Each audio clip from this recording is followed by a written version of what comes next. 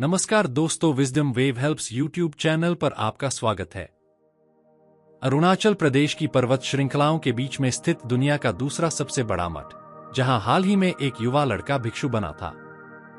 एक दिन प्रधान भिक्षु और वह नवयुवक भिक्षु देश भ्रमण पर निकल पड़े। दोनों कई गांवों और शहरों से होकर गुजरे, अनगिनत लोगों से मिले और उनके जीवन से जुड़े अनुभव साझा किए। एक दिन अचानक तेज बारिश और तूफान ने उन्हें रास्ते में घेर लिया। वे नजदीकी धर्मशाला में रुके। धर्मशाला में उपस्थित सभी लोग बारिश के सुंदर नजारे का मजा ले रहे थे। कुछ हंसी मजाक कर रहे थे तो कुछ गर्म चाय की चुस्कियां का आनंद ले रहे थे। लेकिन धर्मशाला का प्रबंधक, जो कोने में बैठा हुआ था, एकदम अलग दुनिया में खोया हुआ था। उसके चेहरे पर गहरी चिंता की रेखाएं थीं, जैसे कोई भारी बोझ उसे अंदर से खाए जा रहा हो। प्रधान भिक्षु की नजर उस प्रबंधक पर पड़ गई। उन्होंने ध्यान से उसे देखा और पास जाकर शांति भरे स्वर में पूछा, तुम इतने उदास क्यों हो? इस मौसम की खुशियां तुम तक क्यों नहीं पहुंच पा रही? पहले तो उस व्यक्ति ने भिक्षु की बातों को टालने का प्रयास किया, लेकिन थोड़ी बहुत इधर उधर की बातों के बाद उस व्यक्ति ने अपनी असल समस्या बतानी शुरू की। व्यक्ति ने कहा, मैं जो भी करता हूं उसमें कुछ न कुछ गड़बड़ हो ही जाती है। इतनी तो मेहनत कर रहा हूं, फिर भी कहीं अच्छा काम नहीं मिल पा रहा है और ना ही ढंग से घर की जरूरतें पूरी कर पा रहा हूं। मेरी बीवी मेरे दोनों बच्चों के साथ अपना मन मार कर रहती है कि एक दिन तो सब अच्छा हो जाएगा। ना मैं अच्छा पिता बन पाया और ना ही अच्छा पति। व्यक्ति की यह बात सुनकर शिष्य से रहा नहीं गया और उसने व्यक्ति से पूछ लिया, क्या तुम कहीं किसी और अच्छी आमदनी वाले काम की तलाश कर रहे हो? इस पर व्यक्ति ने कहा, इसका कोई फायदा नहीं होगा। मुझे ज्यादा आमदनी वाला काम नहीं मिल पाएगा, क्योंकि आजकल यह इतना आसान नहीं है और इतनी महंगाई में छोटी से छोटी जरूरतों के लिए भी एक मोटी रकम चुकानी होती है। ऐसे कैसे जिंदगी कटेगी? व्यक्ति के मुंह से यह सारी बातें सुनने के बाद प्रधान भिक्षु ने एकदम शांत स्वर में कहा, तुम्हारे मन में बहुत बोझ है ना? जैसा सोचा था वैसा नहीं है। इसीलिए व्यक्ति ने कहा, हाँ, आप सही कह रहे हैं। मैं हर दिन इसी चिंता में उलझा रहता हूं। मेरे दिमाग में हर वक्त यही चलता रहता है कि मैं भी कहीं भाग जाऊं इन सब से दूर। आप भिक्षुओं की जिंदगी हम सबसे तो अच्छी ही है कि कोई भी चिंता और तनाव नहीं है आपके पास। व्यक्ति की बात शिष्य को भी सही लगी। उसे लगा कि व्यक्ति का इस तरह से चिंता करना जायज है। जो परिवार की जरूरत पूरी ना कर पाए, घर चलाने को अच्छे से पैसे ना आ रहे हो, नौकरी की चिंता हो और जिंदगी में जैसा सोचा था वैसा ना हुआ हो, तो आम सी बात है, इंसान तनाव में चला ही जाता है। उसे कोई चिंता ना हो, ऐसा कैसे हो सकता है? लेकिन शिष्य पूरी तरह से गलत था, क्योंकि व्यक्ति के इस बात का जवाब गुरु ने कुछ इस तरह से दिया कि शिष्य भी हैरान रह गया। गुरु ने एक गंभीर आवाज में कहा, और तुम्हारी इतनी चिंता करने की आदत से शायद सब कुछ ठीक हो जाता होगा, है न? सोचो, अगर यह भी ना होता तो क्या करते तुम? व्यक्ति ने कहा, मैं समझा नहीं, आप क्या कहना चाहते हैं? गुरु ने फिर उन्हीं गंभीर शब्दों में कहना शुरू किया, मतलब यह कि जो तुम्हारे पास है उसके लिए खुश न होकर जो पास नहीं है उसके पीछे परेशान हो। तुमने सिर्फ परेशानियों के बारे में सोचा, चिंता की और उसी चिंता को पालने लगे।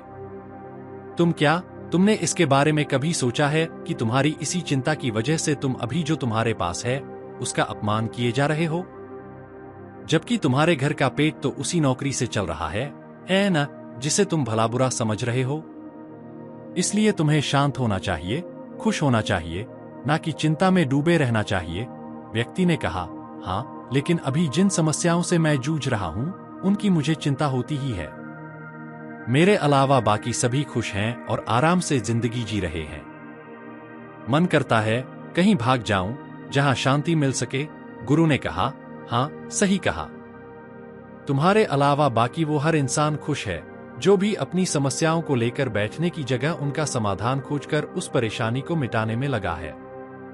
तुम्हें ऐसा नहीं लगता कि यहाँ पर तुम हर एक कीमती मिनट को घुट घुट के जीते हुए न जाने कितनी चिंताओं को अपने सीने पर दबाए हुए अपनी जिंदगी को यूं ही गंवाते जा रहे हो?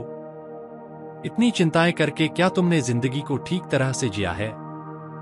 व्यक्ति ने कहा, लेकिन आप ही बताइए गुरुजी, कोई इंसान ऐसा कैसे हो सकता है कि उसकी जिंदगी में कोई चिंता, कोई तनाव, कोई मायूसी नहीं होगी?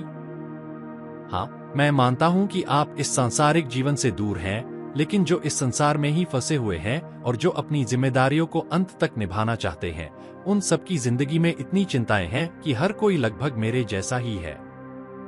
आप मुझे बताइए, क्या मैंने इतनी चिंता लेकर कुछ गलत किया? क्या मेरी चिंताएं बेकार हैं? क्या मेरा यह सोचना गलत है कि मैं अपने परिवार को खुश नहीं रख पा रहा? व्यक्ति की बात सुनकर कुछ समय के लिए तो शिष्य को भी यही लगा कि व्यक्ति कह तो सही रहा है। आखिर कोई व्यक्ति ऐसा कैसे हो सकता है कि उसकी जिंदगी में चिंता, तनाव और मायूसी ना हो? लेकिन शिष्य अब सुनना चाह रहा था कि इसका समाधान गुरु अब किस तरह से निकालेंगे। उसे इंतजार था कि गुरु अब इस व्यक्ति को क्या जवाब देंगे। गुरु उस व्यक्ति से शांति से कहना शुरू करते हैं कि हाँ, यह बात सच है कि दुनिया में इस चीज से कोई नहीं बचा। मैं मानता हूं कि सांसारिक जीवन के अंदर तनाव होता है, चिंताएं होती हैं, लेकिन ऐसा तो नहीं है कि सन्यासी बन जाने से या साधु बन जाने से जीवन की सारी समस्याएं खत्म हो जाती हैं। हमें भी कई तरह की चिंता होती हैं, लेकिन हम तुम्हारी तरह इन चिंताओं को पालकर नहीं रखते। व्यक्ति ने हड़बड़ाई हुई आवाज में कहा, मतलब मैं समझा नहीं गुरुजी। गुरु ने फिर वही गंभीर आवाज में कहना शुरू किया, देखो, सिर्फ तुम ही नहीं हो दुनिया में जिसके पास कोई चिंता या तनाव है। एक छोटा बच्चा भी तनाव में जी रहा होता है। भले ही उसे दुनिया की चिंता नहीं होती है, लेकिन उसे इस बात की चिंता होती है कि वह किसी दूसरे बच्चे से पीछे ना रह जाए। या फिर भले उसकी चिंता सिर्फ इतनी है कि आज विद्यालय में शिक्षक के सामने उत्तर सुनाने में गलती होने पर कहीं उसे डांट ना पड़ जाए, या फिर कहीं गलती से उसके हिस्से की मिठाई के टुकड़े को उसकी बहन या भाई ना खा ले। चिंता या तनाव की कोई बड़ी छोटी वजह नहीं होती, या फिर कोई पैमाना नहीं होता कि इतनी छोटी चिंता को चिंता नहीं कहेंगे। यह तो लगभग हर एक के दिमाग के अंदर होती ही है। यह बात सच है कि छोटे बच्चे से लेकर एक बूढ़े और मरने वाले इंसान तक इस समस्या से बच नहीं पाए। उन्हें किसी ना किसी तरह का कोई ना कोई दुख, तकलीफ, चिंता, परेशानी होती ही है। लेकिन इसका मतलब यह तो नहीं कि उसे लेकर बस उलझे रहे। जब भी कोई परेशानी हमारे पास आती है तो वह हमारे पास ज्यादा देर तक टिक नहीं पाती, क्योंकि हम उसे मिटाने के लिए कोशिश करने लगते हैं और जो भी परेशानी है उसका समाधान ढूंढने लगते हैं।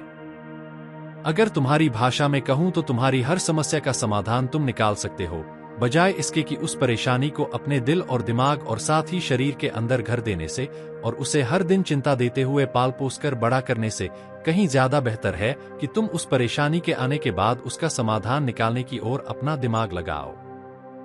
देखो, चिंता चिता के जैसी होती है।